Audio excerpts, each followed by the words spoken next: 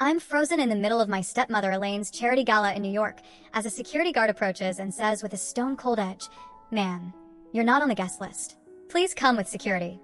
Elaine's laughter cuts through the air. She's just a server. Like a Texas tornado ripping through the plains, leaving me stunned, my heart pounding under the curious stares of hundreds of eyes. I'm Harper, 28, and tonight, December 15th, 2024, I stand in a deep emerald gown, clutching a glass of champagne, surrounded by New York's elite. But no one knows this humiliated woman is the wife of the secret billionaire bankrolling this entire event. And what they don't see coming is that my husband, the powerhouse behind it all, is about to walk through that door and flip the script. Elaine, my stepmother, didn't invite me to this gala to reconcile, but to publicly shame me in front of Boston's high society, as if a decade of being dismissed by my family was just the warm-up for this gut punch. Her laugh, loud enough for the whole room to hear, slices like a razor, dragging me back to the days after my dad's death, when I was pushed out of my own home, branded an emotional burden, despite being his flesh and blood. But they don't know, they have no clue, that I rebuilt my life from the ashes they left behind, that I married a man who loves me for me, and who's quietly the mastermind behind this gala's success. My face burns, tears threaten to spill, but I refuse to let them see me break. I've survived being cut from my dad's will, kicked out of the house I grew up in, and now, standing in this humiliation, I know my moment to turn the tables is coming. The guard rests a hand on my shoulder, his voice softer but firm. "Ma'am, please follow me," while Elaine and her daughter, Avery, stand there with smug grins, like they've already won. But I whisper to myself, "Just wait, my husband's coming," and my heart races like a ticking time bomb, ready to turn every condescending glance into awe. I can't shake the years of being belittled by Elaine's fake family, from an abandoned kid to a self-made woman, and now, I'm facing my past head-on to figure out why they chose tonight to try to break me. I'm grappling with my past to figure out why Elaine chose tonight to humiliate me, after I stood frozen at her New York charity gala, escorted out by security to her mocking laugh. She's just a server. Right after I whispered that my husband, the secret billionaire behind the event, was on his way, like a Texas storm carrying both the pain of my abandonment and my hard-won independence. My journey started 20 years ago, when I was an 8-year-old in Chicago, Illinois, living the perfect life with my dad, Thomas, and my mom, Rachel. He built a thriving investment firm, while mom kept me grounded despite our upscale lifestyle. But my world shattered when mom died of breast cancer just 6 months after her diagnosis, leaving me and dad in a wordless grief. 2 years later, Elaine, a stunning, polished woman, entered our lives, and to a 10-year-old craving love, she seemed like a beacon of hope. But it was all a mirage. Within a year, they married, and Elaine brought her daughter, Avery, my age, into our home. From then on, everything changed. I was sidelined, treated like a burden, while Avery got the bigger bedroom, pricier Christmas gifts, and dad's public praise. Elaine masterfully played the trying wife in front of dad, while labeling me standoffish and ungrateful, slowly driving a wedge between us as he buried himself in work and business trips. I grew up isolated, throwing myself into school and part-time jobs, saving for college, while Avery jetted off to European vacations and shopped without a care. It all came crashing down when dad had a stroke and died the summer I was 19. Elaine controlled the funeral, cut me out of the will, leaving me just enough for tuition, while Avery inherited a trust fund and properties. "Your dad wanted you to learn the value of hard work," Elaine said with a fake smile, kicking me out as Avery taunted, "Don't worry, our Christmas traditions are different now." I set out on my own, with no place to call home, but determined to prove my worth despite my family's disdain. How could I have known those years would lead to such blatant favoritism, where I was coldly erased even from my childhood memories? Those years exposed the stark favoritism in my family, where I was coldly erased even from my childhood memories, after being pushed out of my home following my dad's death, after Elaine manipulated to cut me out of his will, like a bitter wind sweeping through the Texas plains, carrying the pain of being labeled an emotional burden in the very Chicago, Illinois, house that was once mine. When Elaine and Avery moved into my dad's home after their wedding when I was 10, the favoritism started immediately. I was forced to give up my bigger bedroom, with its window overlooking the garden I loved, to Avery, while I was shoved into a smaller room with a view of a dark alley. "This room suits you better. Avery needs space to study," Elaine said with a fake smile, while my dad just nodded, not standing up for me. The unfairness didn't stop there. That Christmas, Avery got a shiny new iPad and a pair of $150 Nike sneakers, while I received a used book and a pair of wool socks, even though I begged for a set of paints to fuel my art passion. My parents praised Avery publicly.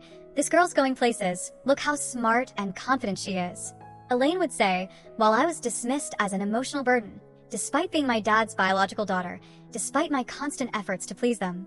Family vacations only made the favoritism clearer. The summer I was 12, the family went to Miami, Florida, but I was left behind with the excuse that you don't like the beach, while Avery was whisked away with a suitcase full of new clothes and a pricey camera to capture every moment. I sat alone at home, staring out the window as they left, feeling like a knife had been twisted in my chest, like my whole world was crumbling, because I knew I was no longer seen as an essential part of the family. Elaine always had an excuse. Avery needs these experiences to grow, but I knew it was just her way of cutting me out of family memories, turning me into an outsider in my own dad's house. Those years, like a scar that never heals, left me feeling unworthy, but they also lit a fire of determination. I knew I had to prove my worth, even if my family never acknowledged it. How could I have guessed that Elaine's emotional manipulation would go even further as she erased my value, driving a wedge between me and my dad, pushing me into a silent fight for survival? Elaine's emotional manipulation dug deeper, erasing my worth and pushing my dad further away, after the blatant favoritism from bedrooms to vacations, after my family in Chicago, Illinois, treated me like an emotional burden even in my childhood memories, like a bitter wind cutting through the Texas plains, carrying the pain of manipulation I couldn't escape. Growing up in our Chicago home, Elaine crafted a flawless facade. She played the trying wife in front of my dad, fake crying, "Thomas, I'm doing my best with her, but she won't let me in," while I stood behind the door, hearing every lie, my heart pounding like I'd been stabbed. My dad, worn out from work and grieving mom's loss, started believing Elaine, looking at me with distant eyes, as if I were the reason our family wasn't whole. Elaine expertly labeled me standoffish and ungrateful, making me feel guilty even though all I wanted was for dad to love me like he used to.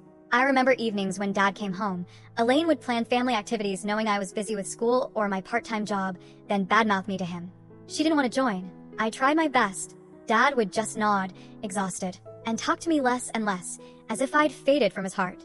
My ties to the family were slowly severed. Relatives stopped inviting me to gatherings, dad's friends stopped checking in, and I was isolated in my own home. Elaine didn't just manipulate emotions, she erased my value, turning me into a shadow, a kid unworthy of love, while Avery was praised as the perfect daughter, despite doing nothing but basking in privilege. I grew up feeling worthless, like my world was crumbling, but I refused to let that pain snuff out the fire inside. I knew I had to prove my worth, even if my family never saw it. Those years, like a scar that never heals, left me questioning if I was truly valuable, but they also drove me to forge my own path. How could I have known that the final break with my family was coming when dad died and I was kicked out, opening a new chapter of pain but also hope? The final break came when my dad died and I was kicked out, opening a new chapter of pain but also hope, after Elaine's emotional manipulation erased my worth, after my dad grew ever more distant, like a bitter wind cutting through the Texas plains, carrying the sting of loss and betrayal I could never forget in Chicago, Illinois. The summer I was 19, in July 2014, my dad died suddenly from a heart attack at his office, and I didn't get to say goodbye. I rushed to the hospital, but he was gone before I arrived. The funeral in Chicago was a mess. Elaine played the perfect grieving widow, sobbing for the crowd, while I sat quietly, shocked and heartbroken, with no one to comfort me. The breaking point came at the reading of the will. Elaine inherited most of my dad's estate. Avery got a trust fund and properties, and I was left with just enough for college tuition, about $20,000, with Elaine's biting explanation: "Your dad wanted you to learn the value of hard work."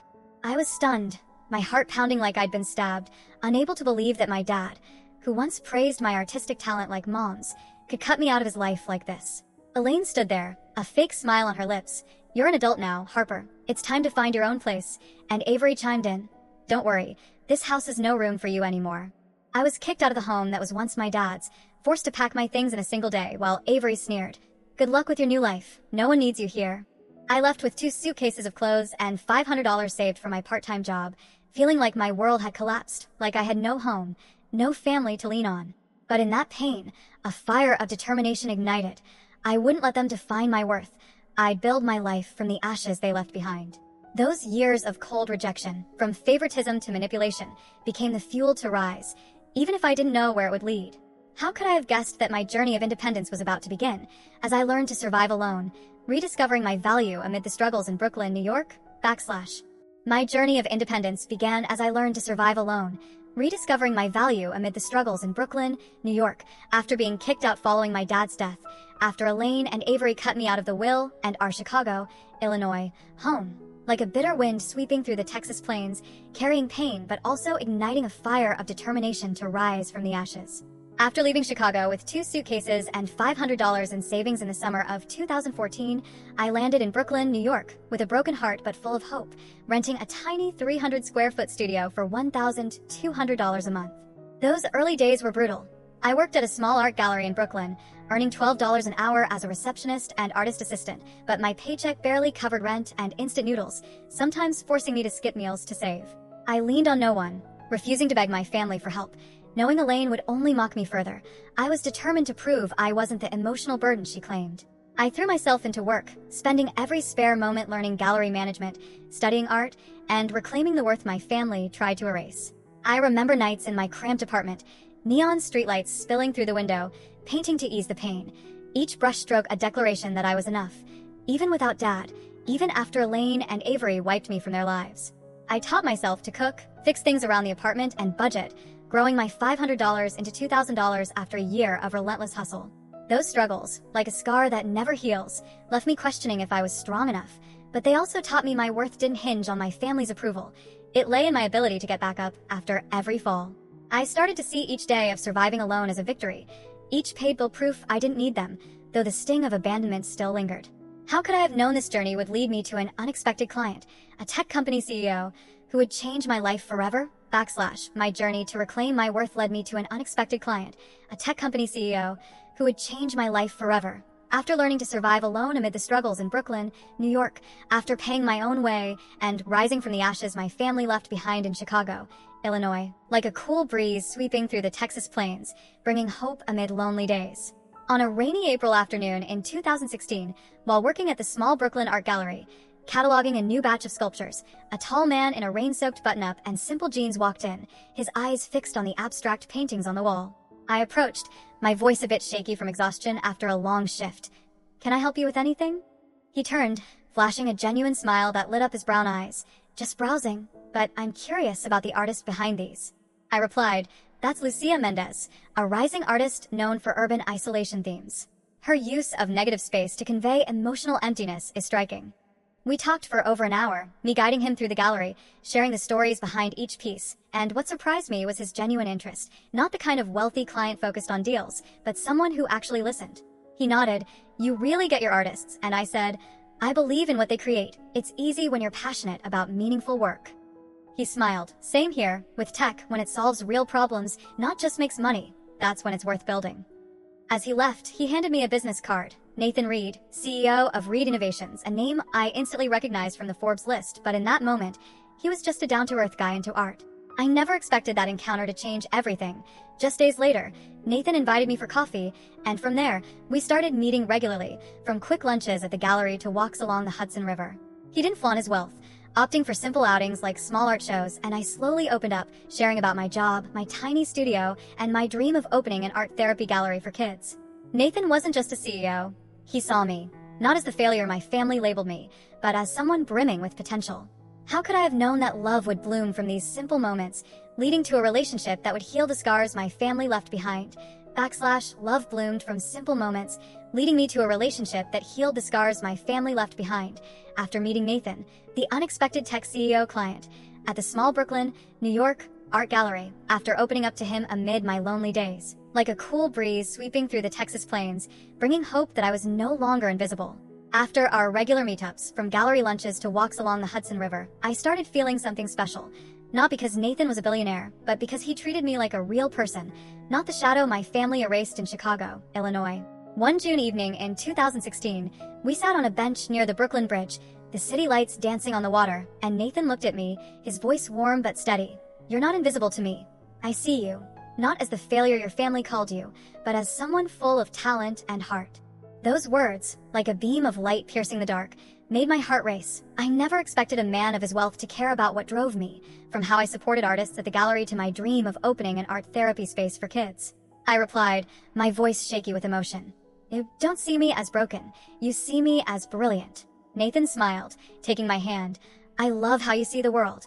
You bring light to things I've never noticed."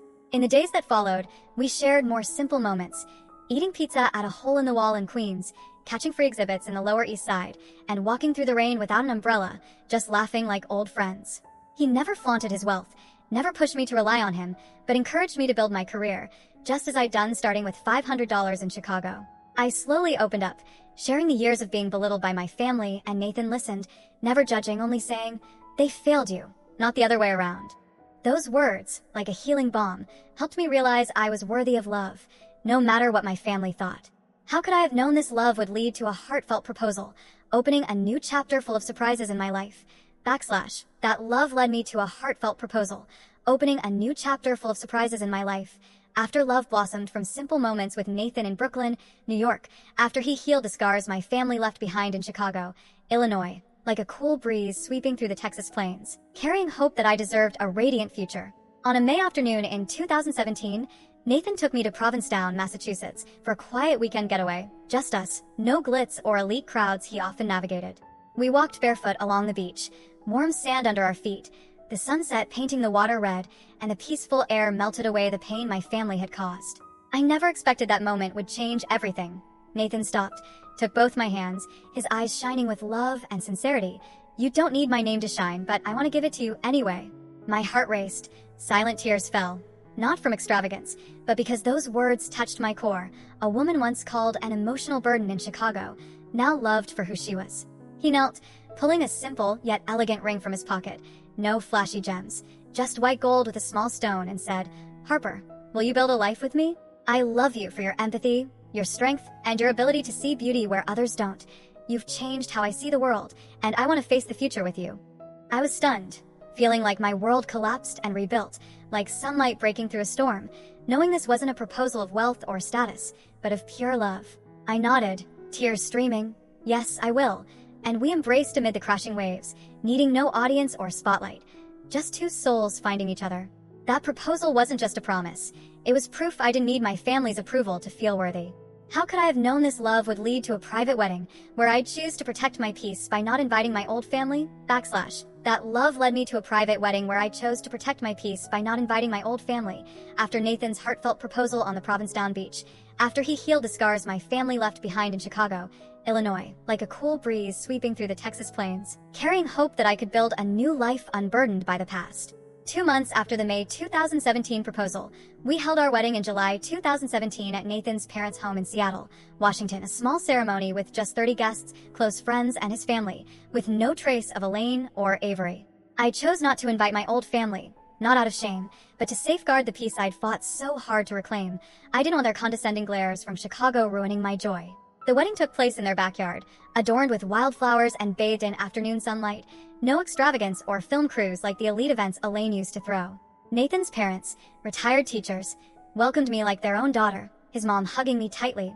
"Welcome to our family," her warm voice melting the pain of being abandoned by my old one. Nathan stood beside me in a simple suit, no flashy watch or lavish accessories, just his genuine smile. "You don't need my name to shine, but I want you to know you're everything to me." I felt truly loved, not for money or status, but for who I was, something my old family never gave me. We exchanged simple white gold rings, no gemstones, a promise of a humble, honest life. After the wedding, we honeymooned in Kyoto, Japan, living among serene temples and ancient gardens, where I felt free from Chicago's memories. But I never expected that peace to be disrupted when Elaine sent an unexpected gala invitation, a shady scheme I'd soon face. How could I have known that letter would lead to a plan to reclaim my worth, where Nathan and I would confront my old family on their own stage? Elaine's letter shattered my peace, setting the stage for a plan to reclaim my worth, where Nathan and I would confront my old family on their own turf, after my quiet wedding to protect my serenity, after Nathan's love healed the scars from Chicago, Illinois, like a chilling wind cutting through the Texas plains, carrying a scheme I never saw coming. On a Tuesday afternoon in October 2024, while Nathan and I relaxed in our new Brooklyn, New York, home, a cream-colored envelope with ornate gold lettering arrived in the mailbox, an invitation to Elaine's annual charity gala in Boston, Massachusetts, for the Hope Foundation Gala supporting children's hospitals. I nearly tossed it aside like Nathan's usual invites, but the sender's address, the Hope Foundation, stopped me cold, my heart racing, because I knew Elaine ran this show. Inside was a handwritten note. "Harper, it's been too long. Come to reconnect. Your family misses you." But the polished script couldn't hide its fake warmth. 10 years had passed without a word from Elaine. even when I scraped by to pay rent in Brooklyn. Nathan walked in, seeing me clutch the letter, and asked, "What's that?" When I slid it toward him, he frowned. "That's the Gala my Reed Foundation anonymously funds. I just approved the big checks. Didn't know Elaine was the chair." The coincidence was too perfect, sending a chill down my spine. Elaine must have learned I took the Reed name after marrying Nathan, and this invitation wasn't for reconciliation but to humiliate me in front of Boston's elite, just like when she kicked me out. Nathan nodded. "She doesn't know I'm the main donor. This could be our chance." I met his gaze. "Let's go on our terms." A storm of emotions surged, fear mixed with resolve. Knowing this gala would be the stage to face my past, but also where I'd reclaim the worth my family stole. Elaine thought she could keep manipulating me, but I wasn't a 19-year-old girl chased out of Chicago. I was a woman who'd built her own life, and Nathan would help me turn the tables. How could I have known the gala night would open with public humiliation, but also be the moment I rose with newfound strength?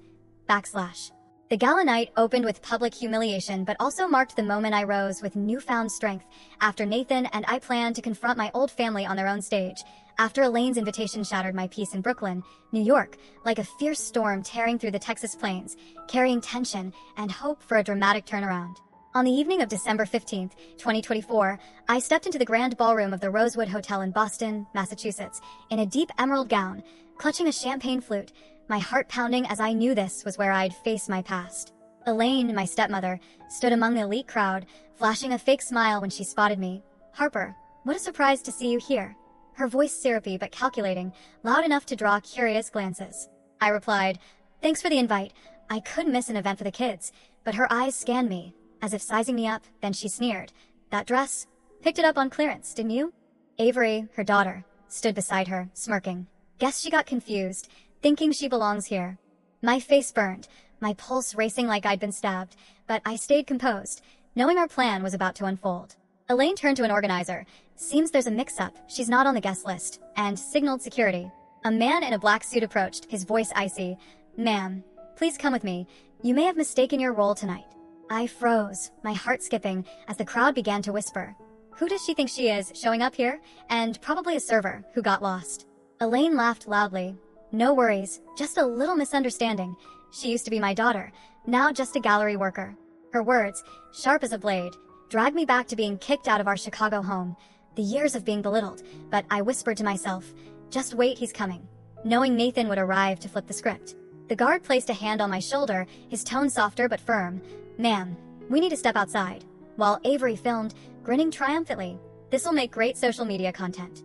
I felt like my world was crumbling, but I held steady, waiting for the pivotal moment. Nathan would walk in, and those condescending stares would change forever. How could I have known my smug family would soon be stunned when Nathan appeared, turning the night into a twist no one saw coming? My smug family was soon stunned when Nathan appeared, turning the gala into a twist no one saw coming, after I was escorted out amid Elaine's public humiliation, after I whispered for him amid the Boston, Massachusetts crowd, like a fierce storm tearing through the Texas plains, carrying tension and a pivotal moment ready to explode. On the evening of December 15th, 2024, as the security guard's hand rested on my shoulder, his voice firm, "Ma'am, we need to step outside." The crowd at the Rosewood Hotel erupted in laughter. Elaine stood there with a triumphant grin. "Just a small misunderstanding.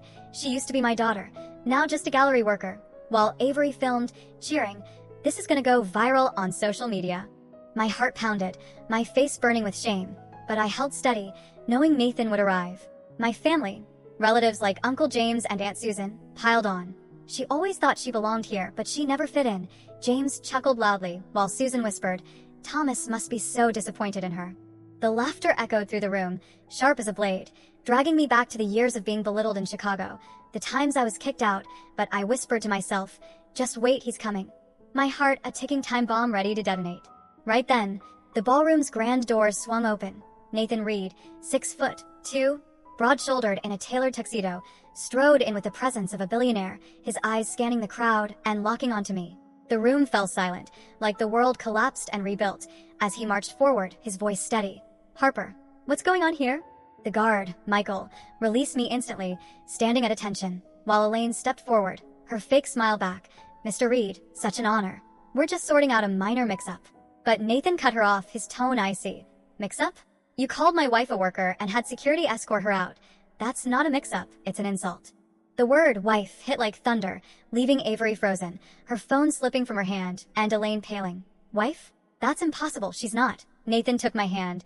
We've been married 2 years, and I'm the primary donor for this gala, anonymously at my request. The crowd buzzed, condescending stares turning to shock, then respect, while my family stood speechless, their smugness shattered. How could I have known Nathan would expose Elaine and Avery, turning their humiliation into my triumph? Nathan exposed Elaine and Avery, turning their humiliation into my triumph, after he stormed into the Boston, Massachusetts, Gala, declaring me his wife, after my family gloated with mocking laughter as security escorted me out, like a fierce storm tearing through the Texas plains, carrying a game-changing moment they never saw coming. On the evening of December 15th, 2024, as Nathan held my hand in the Rosewood Hotel ballroom, his icy gaze fixed on Elaine. A mix-up? You called my wife a worker and had security remove her. That's not a mix-up, it's an insult. The crowd fell silent, as if the world collapsed and rebuilt, while Elaine stammered, Mr. Reed, there must be a misunderstanding. We didn't know she was... Nathan cut her off, his voice firm. She's Harper Reed, my wife for 2 years, and I'm the anonymous primary donor for this gala. Whispers erupted. Avery stood frozen, her phone slipping from her hand, while Elaine paled, her fake smile vanishing. Nathan continued, You humiliated the woman who built herself from your ashes. She rebuilt her life from the ruins you left, while you only mocked and cast her out. His words, sharp as a blade, sliced through my family's arrogance, leaving Uncle James and Aunt Susan bowing their heads, their laughter gone. Nathan turned to Elaine. The Reed Foundation will keep supporting children's hospitals, but I'm demanding a restructure of the organizing board. Your leadership, Mrs. Matthews, has shown me nothing but deceit. Elaine panicked. You can't do that. I've run this gala for 15 years. But Nathan replied, his tone cold. I can and I will. Your family doesn't deserve the generosity I've given this community. The crowd murmured, condescending stares shifting to admiration, while Avery tried to backpedal. Harper, why didn't you say something? We're family. But I cut her off. Family doesn't humiliate each other for fun. Nathan squeezed my hand tighter. We're not here for revenge, just to demand the respect she's always deserved. I stood there, feeling like sunlight breaking through a storm, knowing I didn't need their approval. I'd won on my own terms. How could I have known this moment would lead me to fully reclaim my power, as I declared I didn't need their validation, but was the one enabling this gala's support. That moment led me to fully reclaim my power, as I declared I didn't need their validation, but was the one enabling this gala's support. After Nathan exposed Elaine and Avery, after he turned their humiliation into my triumph in Boston, Massachusetts, like radiant sunlight breaking through a storm over the Texas plains. Carrying the moment, I rose with newfound authority. On the evening of December 15th, 2024, as Nathan held my hand amid the Rosewood Hotel crowd, his gaze softened, asking, You sure? I can pull all funding if you want. I shook my head, my voice ringing clear through the ballroom silence. No need. The children's hospital shouldn't suffer for family drama. Elaine exhaled, thinking she dodged a bullet, but I turned to her. But I think it's time to change how this foundation runs. Nathan nodded, catching my drift, and I continued. I'm not here for approval. I brought the check. The crowd stirred, their eyes shifting from surprise to respect, while Elaine and Avery stood frozen. They never expected me, the one they called an emotional burden in Chicago, Illinois, to hold the gala's financial lifeline. Those who once scorned me, Uncle James, Aunt Susan, edged closer, fake smiles plastered on. Harper, we're family. Why didn't you say something sooner? But I cut them off. Family doesn't humiliate each other for laughs. I don't need your flattery now. Nathan added, the Reed Foundation will keep supporting, but the board needs restructuring. Elaine, you're no longer fit to lead. Elaine panicked. You can't do this. I've given 15 years. But I replied, my voice steady, that was performative dedication. I built my life from the ashes you left, and I don't need your approval to prove it. The crowd applauded, some board members nodding in agreement, knowing the Reed Foundation's funding was indispensable. I stood there, hand in hand with Nathan, feeling like sunlight after a storm, knowing I hadn't come to beg forgiveness. I came to demand the respect they'd stolen for 10 years. The days of being belittled, kicked out, now fueled my strength to stand tall, and my old family no longer defined me. How could I have known this journey would lead me to rewrite my father's legacy, turning pain into something meaningful for the community? That journey led me to rewrite my father's legacy, turning pain into something meaningful for the community, after I reclaimed my power at the Boston, Massachusetts, Gala, after declaring, I'm not here for approval, I brought the check, amid the crowd's admiring stares, like radiant sunlight breaking through a storm over the Texas plains, carrying hope that I could transform betrayal into healing strength. In January 2025, weeks after the gala, Nathan and I sat in his Brooklyn, New York office, legal documents spread across the desk. We decided to establish an art therapy fund named after my father, the Thomas Matthews Art Therapy Fund. I looked at Nathan, my voice trembling with emotion. My father left me out of his will. Now I'm giving his name real purpose. The fund was designed to support kids who'd lost loved ones, using art as a healing tool, an idea I'd nurtured since painting through the pain of losing mom in Chicago, Illinois. Nathan nodded. This isn't just your dad's legacy, it's how you turn pain into power. We invested $500,000 from Nathan's personal assets and $200,000 from my own savings, earned from my gallery work, to launch the project, aiming to offer free art classes in Brooklyn and Chicago. I recalled the days after the gala, when my old family tried reaching out to reconcile, but I refused. I didn't need their flattery. I needed to do something bigger. This fund wasn't about revenge on Elaine or Avery, but about honoring Dad, the man who once praised my talent like Mom's, even if he was manipulated to cut me from his will. When we announced the fund in March 2025, hundreds of parents and kids signed up, and I stood before the crowd, silent tears falling, feeling like sunlight after a storm, knowing I'd turned the pain of abandonment into hope for others. Nathan squeezed my hand. You've done something your dad would be proud of, not for money, but for heart.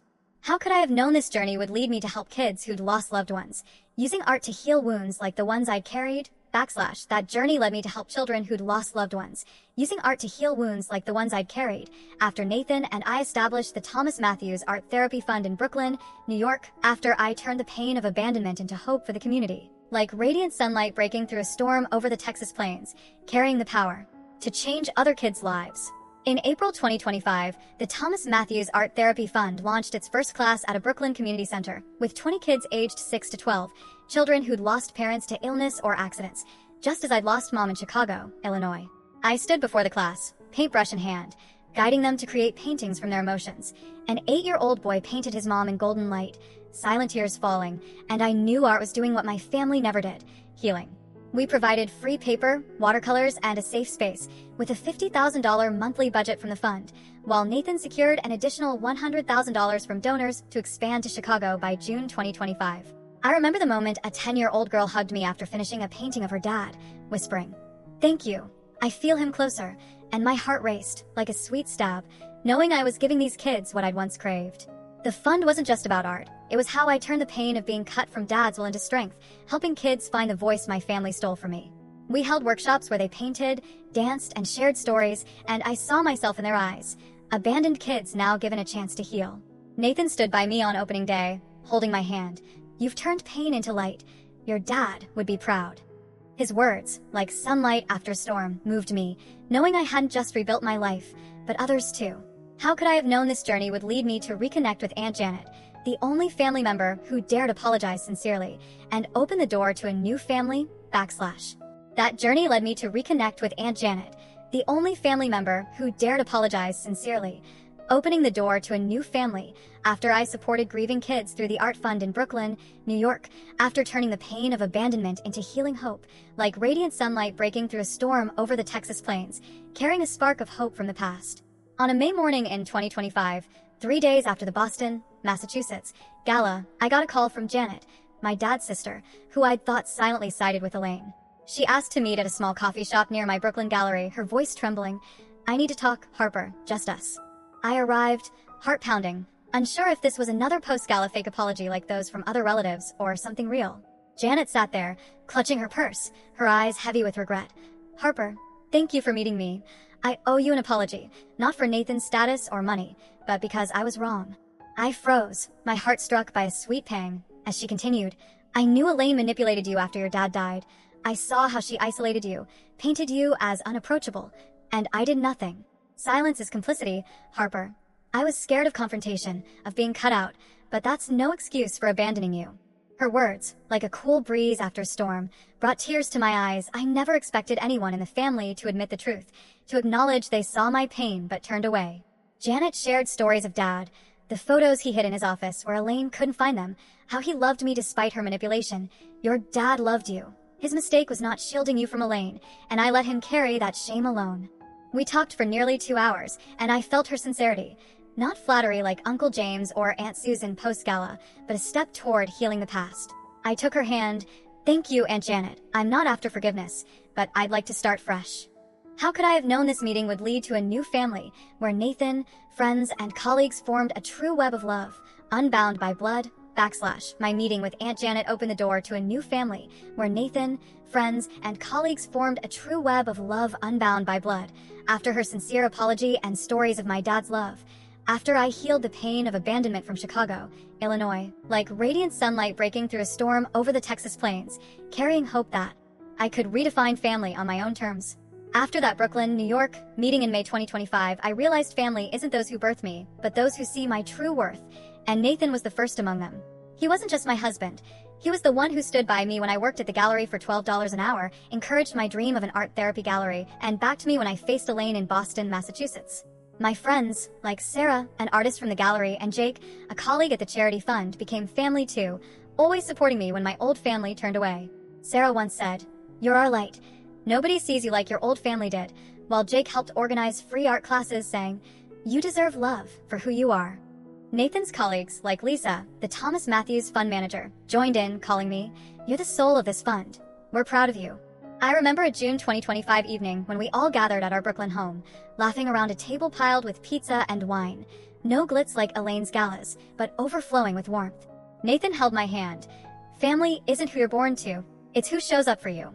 His words, like a healing balm, moved me, knowing I no longer needed my old family's approval. I'd found those who truly saw me. How could I have known this journey would lead me to Bali, where I discover myself and build a new network of friends, opening a chapter of complete freedom, / that journey led me to walk beside Nathan after the gala, feeling truly free for the first time, after my new family in Brooklyn, New York, healed the scars from Chicago, Illinois, after I redefined family through the love of Nathan and friends, like radiant sunlight breaking through a storm over the Texas plains, carrying the freedom I'd always craved. On the evening of December 15, 2024, after leaving the Rosewood Hotel Ballroom in Boston, Massachusetts, Nathan and I stepped outside, hand in hand, under the city's soft streetlights. The gala had ended with Elaine and Avery's downfall, but I felt no anger or pain, only relief, like a massive weight lifted after 10 years of my family's disdain. Nathan looked at me, his smile warm. "You did it. You're stronger than the whole world." I nodded, silent tears falling, not from sadness, but because I realized I no longer needed their approval. I thought I needed their love. Turns out I just needed mine. We strolled along the Charles River, a cold breeze blowing, but my heart was warm. No more pressure from the days I was called an emotional burden in Chicago. No more fear of being cut from Dad's will. Nathan squeezed my hand tighter. "You don't need to prove anything to them. You've proven it to yourself." I recalled the years of Elaine's manipulation, Avery's mocking laughter, and now, standing with Nathan, I saw I was no longer a victim. I was a victor, not through revenge, but by living true to myself. My old family's laughter echoed in my mind, but it held no power, just a fading whisper from the past, while my future was these steps with Nathan, friends like Sarah, and colleagues like Lisa. For the first time, I felt free, unbound by their expectations, unhaunted by their scorn.